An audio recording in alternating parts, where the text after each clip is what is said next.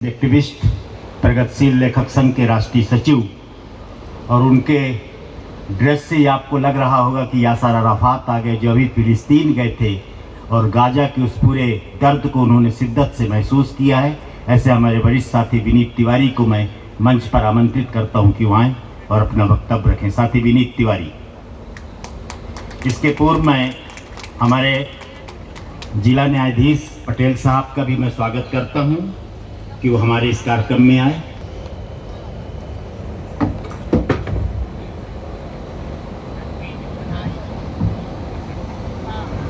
सबसे पहले तो आदरणीय सभी मंचासीन साथियों का बहुत स्वागत, और अनूपपुर के सभी संवेदनशील लोगों का जो इस हॉल में मौजूद हैं। आज नहीं आ पाए, लेकिन जो बाकी 2 दिनों में ज़रूर हमें अपने दर्शन देने आएंगे, उन सब का बहुत बहुत आभार।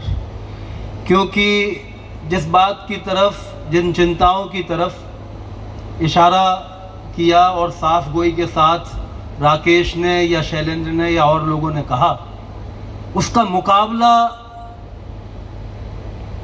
इस बात से ही किया जा सकता है कि ऐसे कार्यक्रम हों। ऐसे कार्यक्रमों को ना होने देने के लिए तमाम चीज़ें मौजूद हैं। सत्ता से लेकर के हर शहर के भीतर ताकतें भी हैं ऐसी छोटी छोटी, जो ऐसे कार्यक्रमों को रोकना चाहती हैं। कोई ये नहीं चाहता कि उसका वर्चस्व टूटे। तो आप नाटक देखेंगे तो परिवार के भीतर भी आपका वर्चस्व टूट सकता है।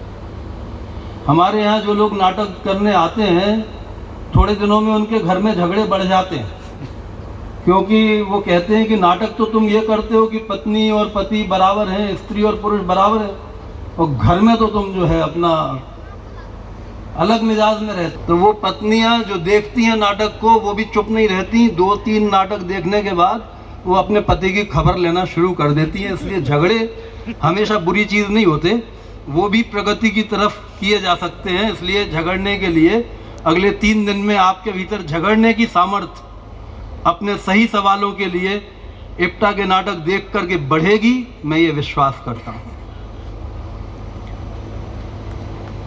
जो बात कही गई उसमें मैं बहुत संक्षेप में, जो मुझे कहा मैं संक्षेप में कहूँगा। सर्वेश्वर दयाल सक्सेना की कुछ पंक्तियों से मैं अपनी बात शुरू करूँगा कि अगर तुम्हारे घर के एक कमरे में आग लगी हो तो क्या तुम दूसरे कमरे में चैन से सो सकते हो? आप लोग पहले हंस लो, बात कर लो, फिर मैं उसके बाद आगे की बात। अगर तुम्हारे घर के एक कमरे में आग लगी हो तो क्या तुम चैन से सो सकते हो? अगर तुम्हारे घर के एक कमरे में लाशें सड़ रही हो तो क्या तुम चैन से सो सकते हो? अगर हाँ, तो मुझे तुमसे कुछ नहीं कहना। तो आप सब लोग जो यहाँ मौजूद हैं, वो संवेदनशीलता को बचाने के लिए हैं। जहाँ खेत अपने जले या औरों के, रूहे तामीर जख्म खाती है। हम इस बात पर खुश नहीं हो सकते कि पाकिस्तान के किसान के यहाँ पर बम गिर रहा है और हमारा भटिंडा का या मोगा का जो किसान है उसके यहाँ नहीं गिरा। हम इस बात पर खुश नहीं हो सकते कि ईरान के बच्चे मरे या पाकिस्तान के, तो हम उस पर खुश हो जाएं। और अगर हमने खुश होना सीख लिया है तो इसका मतलब कि जो हम पर हाकिम हैं उनकी साजिश कामयाब होने लगी है, और इप्टा ऐसी साजिशों के खिलाफ लगातार मोर्चा संभाले रखेगी कि हम इंसानों के भीतर इंसानियत को बचाए रखें, और वही हमारा मुख्य काम है। युद्ध के संबंध में बहुत सारी बातें साथियों ने कही, मैं केवल इतना, और इत्तेफाक से मणिपुर की बात भी हुई, और मणिपुर के बारे में बात करते हुए हमें ये याद रखना चाहिए कि एक छोटा मोटा ईरान, एक छोटा मोटा फ़लस्तीन हमने अपने इस देश के भीतर भी बना रखा है मणिपुर को, और उसे भूल गया है बाकी का हिंदुस्तान। लगभग भुला दिया गया है। वहाँ पर 3 साल के लगभग वक्त हो गया कि लोग कैसे रह रहे हैं। तो मैं अभी सितंबर में मणिपुर में था और रतन थीयम के घर भी गया था। और वहाँ पर मैंने जो देखा कि रतन थियम के घर में, यानी उनका जो रेपर्टरी है, उसमें जब आप अंदर जाते हैं तो लंबा गलियारा पार करके आपको एक दुनिया का नक्शा एक दीवार पर बना हुआ है, और उस दुनिया के नक्शे में एक भारत छोटा सा दिख रहा है, और उस भारत में छोटा सा एक बिल्कुल ऑलपिन की नोक के बराबर एक जगह है मणिपुर, जहां लिखा हुआ है मणिपुर, और वो मणिपुर से करीब 100 धागे निकले हैं जो दुनिया के बाकी 100 देशों तक जाते हैं। वो एक छोटे से बिंदु से, मणिपुर से 100 धागे निकले हैं जो दुनिया के 100 देशों तक जाते हैं। वो एक मणिपुर में रतन थियम की रेपर्टरी में काम करने वाले मणिपुर के स्थानीय कलाकारों ने, लोक कलाकारों ने मणिपुर की कला को 100 देशों तक पहुंचाया। किसी जगह पर काम करना भी बहुत बड़े काम के लिए संभव हो सकता है अगर हमारा विजन बड़ा है तो।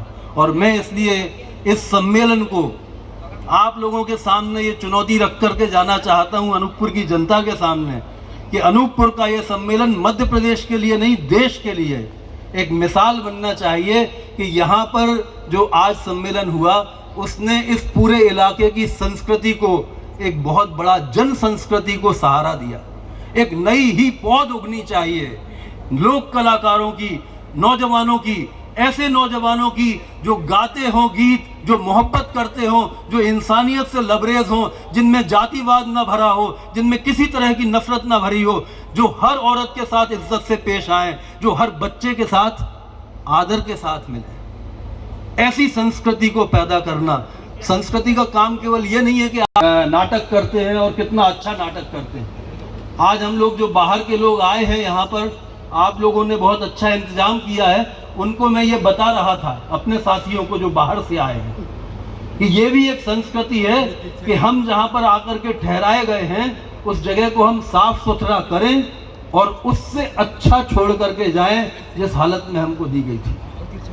ये संस्कृति सिखाना भी इप्टा का काम है, और ये संस्कृति सीखना हर नाटक देखने वाले का भी काम है, क्योंकि नाटक केवल मनोरंजन का काम नहीं है।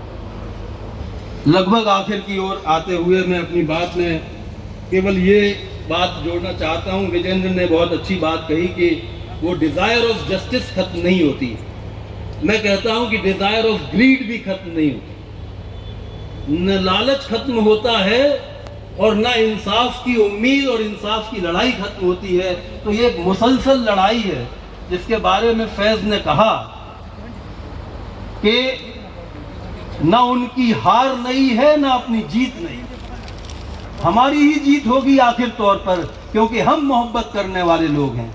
ये दुनिया नफरत से चल नहीं सकती। इसलिए नहीं कि मोहब्बत अच्छी चीज होती है, इसलिए कि बिना मोहब्बत किए आप घर के भीतर 4 लोगों के परिवार में भी नहीं रह सकते। दुनिया का सबसे ज्यादा नफरत करने वाला इंसान भी कम से कम एक इंसान से तो प्यार करता ही होगा, और अगर वो एक से भी प्यार करता है, बाकी रहती है कि वो सारी दुनिया से प्यार कर सके। इसलिए ये हमारा इप्टा का काम जो है वो प्यार को बढ़ाने का काम है। हिंदुस्तान के शासक वर्ग ने अपने आप को इजराइल और अमेरिका की तरह बनाने का ख्वाब देखा है, और वो उसी रास्ते पर आगे बढ़ रहे हैं।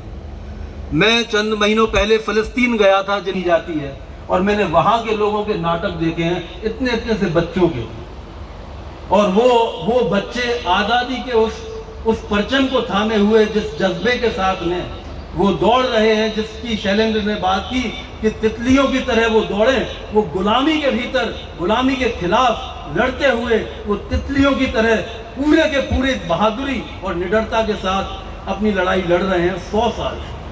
छोटा मोटा वक्फा नहीं होता, पीढ़ियों के साथ। तो मैं ये कहना चाहता हूँ कि अगर हिंदुस्तान के निज़ाम ने और हुक्मरानों ने तय कर लिया है कि वो इजराइल और अमेरिका के चाटुकार बनेंगे, तो हम इप्टा के जो साथी हैं, इप्टा के जो कार्यकर्ता हैं, हम लोग उस फिलिस्तीनी बच्चों की तरह से निडर बनाएंगे अपने हिंदुस्तान की आवाम को। इस सत्र के समापन के बाद आईटी है और इन्हें 15 मिनट का ब्रेक होगा। फिर प्रसिद्ध समानांतर ग्रुप का नाटक जो सोलो है असमंजस बाबू, वो आपके सामने पेश किया जाएगा।